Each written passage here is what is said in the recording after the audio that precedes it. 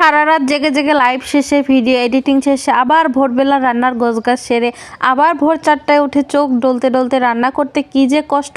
যারা এত ভোরে উঠে রান্না করে, যাদের জামাইয়ের এত ভোরে অফিস আছে, কেবল তারাই এই কষ্টটা বুঝবে। রাতে পেঁয়াজ মরিচ রেডি করে রেখেছিলাম, সাথে মুরগির মাংস ছোট ছোট পিস করে রেখেছিলাম, আর তার সাথে ডালটাও আমি ধুয়ে রেখেছিলাম। একদম ভোর 4টায় উঠে শুধু চালটা ধুয়ে খিচুড়িটা বসিয়ে দিলাম। আজকে আমি খিচুড়ি মাখিয়ে রান্না করব না, বেশ করে মশলা কষিয়ে ভুনা খিচুড়ি রান্না করব। আমার জামাই খিচুড়ি রান্না করার সময় পোলাও চাল দিতে নিষেধ করেছে। তার নাকি ভাতের চালের খিচুড়ি, মানে আমরা যে চালের ভাত খাই সেই চাল দিয়ে খিচুড়ি রান্না করতে বলেছে। তার নাকি পোলাওয়ের চালের খিচুড়ি একদমই পছন্দ না। পোলাওয়ের চাল দিয়ে বিরিয়ানি পোলাও খাবে, কিন্তু খিচুড়ি খেতে একদমই পছন্দ করে না। তাই ভাতের চাল দিয়ে আজকে খিচুড়ি রান্না করব।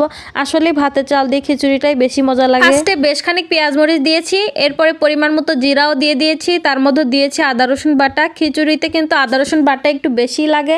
তারপর দিয়েছি গরম মশলা, নুন, একটুখানি গুঁড়া মরিচ, হলুদ, সব কিছু মশলা একসাথে দিয়ে মশলাটাকে সুন্দর করে কষিয়ে আমি পরিমাণ মতো হালকা একটু পানি দিয়ে আবার মশলাটাকে কষিয়ে নিব। মশলাটাকে আমি বেশ অনেকক্ষণ ধরে কষিয়ে নিব, যার কারণে আমি একটা ঢাকনা দিয়ে নিয়েছি। ঢাকনাটা আমি ততক্ষণই দিব যতক্ষণ পর্যন্ত না মশলা থেকে তেলটা উঠে আসে। তো এই তো আমার মশলা কষানো শেষ, একদম তেল উঠে আসছে মশলা থেকে। এবার আগে থেকে ছোট ছোট পিস করে রাখা মুরগির মাংসগুলো দিয়ে দিলাম। খিচুড়ি খাবারটা আমার অনেক প্রিয়, সাথে আমার জামাইও অনেক পছন্দ করে। আমার আবার লেটকা খিচুড়ি বেশি পছন্দ, কিন্তু আমার জামাই পছন্দ করে ঝরঝরে খিচুড়ি। তো আজকে আমি ঝরঝরে খিচুড়িটাই রান্না করতেছি। কয়েকদিন আগে ঝরঝরে খিচুড়ি রান্না করতে গিয়ে পানি বেশি হয়ে গিয়েছিল, যার কারণে লেটকা খিচুড়ি হয়ে গিয়েছিল।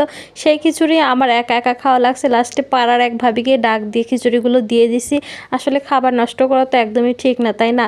এরকমই একটু লেটকা হলেই জামাই আর একদমই খায় না, লাস্টে আমাকেই শাস্তি স্বরূপ খাইতে হয়। মুরগির মাংস দেওয়ার পর কিছুক্ষণ নাড়াচাড়া করে মনে হলো ডালটাও দিয়ে দেই, একসাথেই কষানো হয়ে যাবে। ডালগুলো দিয়ে আমি ভালো করে নাড়াচাড়া করে বেশ অনেকক্ষণ সময় ধরে আমি মাংসটা কষিয়ে নিয়েছি। আসলে একটা জিনিস কি, রাতে যদি তাড়াতাড়ি ঘুমিয়ে যাওয়া যায় তাহলে সকালে ঘুম থেকে ওঠা কোনো ব্যাপারই না। আর যদি অনেক রাত পর্যন্ত জেগে থাকা যায় তাহলে সকালে ঘুম থেকে ওঠা অনেক কষ্ট হয়ে যায়। ওই যে ফার্স্টে বললাম না, যে যারা এত সকালে উঠে রান্না করে তারাই শুধু বুঝবে এই কষ্ট।